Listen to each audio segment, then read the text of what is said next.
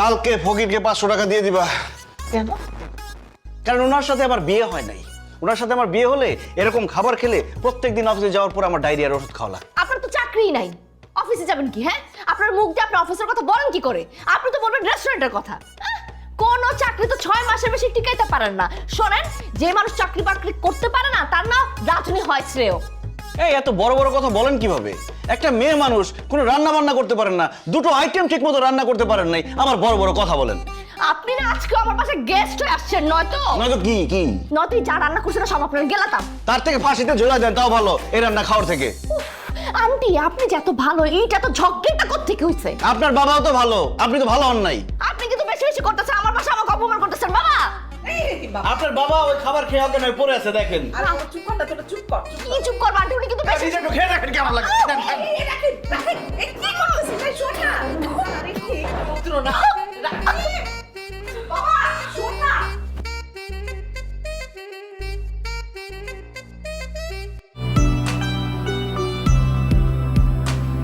বাবা, তোমার চা। Thank you. You're welcome.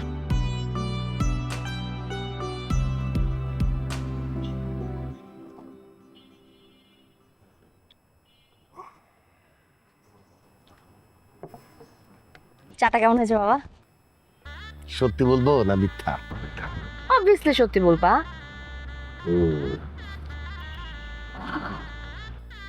না থাক, সত্যি বলে মনে আঘাত দিতে চাই না। চা সত্যি খুব ভালো হয়েছে।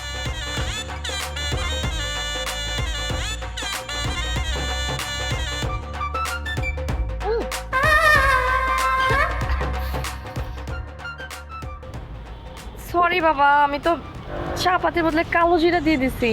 It's okay, it's okay. সবাই তো আর চেষ্টা করলেও রাকিবের মতো হতে পারে না। তুমি এর মাঝে ওই ছেলেটাকে টেনে আনলা কেন? আমি তো টেনে আনতে চাই নাই, ও অটোমেটিক চলে আসছে।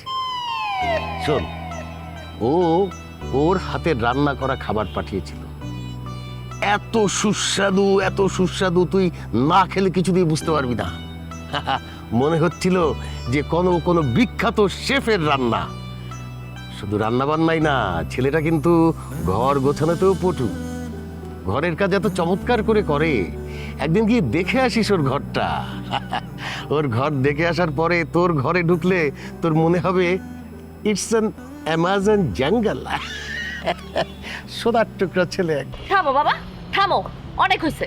ও তো কোনো কাজ কাম নাই, এই জন্য একটু বাসার কাজ টাজ পারে আর কি, টুকটাক। শোনো, বাইরের কাজে ডাবল জিরো।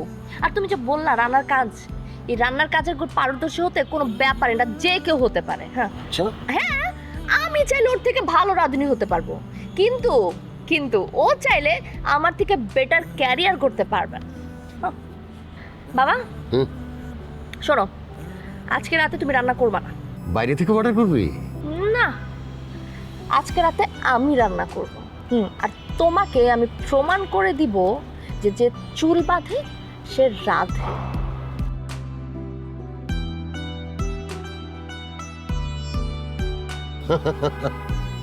সূর্য নির্ঘাত আগামীকাল পশ্চিম দিকেই উঠবে।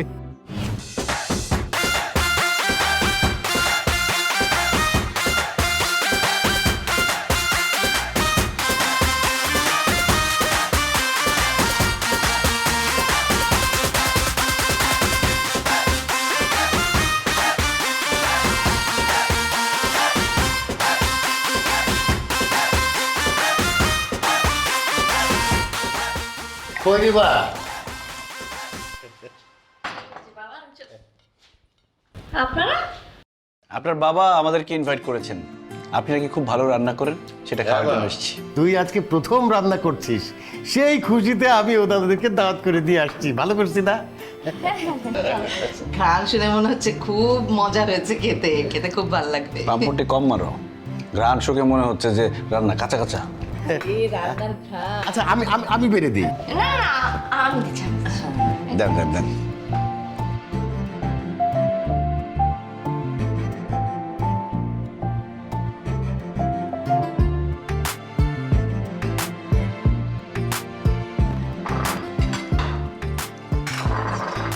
ঠিক আছে ঠিক আছে, ওকে ওকে ওকে, থ্যাংক ইউ। ঠিক আছে। বাবা কেমন হয়েছে?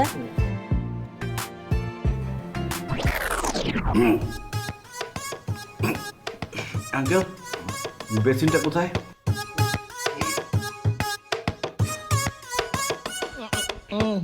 না মা, এই যে যতটা মনে করতেছো খারাপ হয়েছে অতটা না, ভালো হয়েছে। এই যে দাম আমি খাচ্ছি কিন্তু। বাবা তুমি খেয়ে বলো না কেমন হয়েছে। হ্যাঁ, ও আমি তো ভুলে গেছি রে মা, ডাক্তার তোমাকে বলছে রাত্রে ভাত না খাওয়ার জন্য।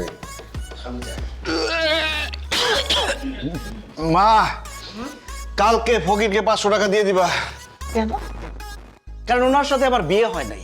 ওনার সাথে আমার বিয়ে হলে এরকম খাবার খেলে প্রত্যেকদিন অফিসে যাওয়ার পর আমার ডায়রিয়ার ওষুধ খাওয়া লাগে। আপনার তো চাকরিই নাই, অফিসে যাবেন কি? হ্যাঁ, আপনার মুখ দিয়ে আপনার অফিসের কথা বলেন কি করে? আপনি তো বলবেন রেস্টুরেন্টের কথা। কোন চাকরি তো 6 মাসের বেশি টিকাইতে পারেন না।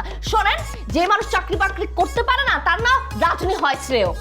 এই এত বড় বড় কথা বলেন কিভাবে?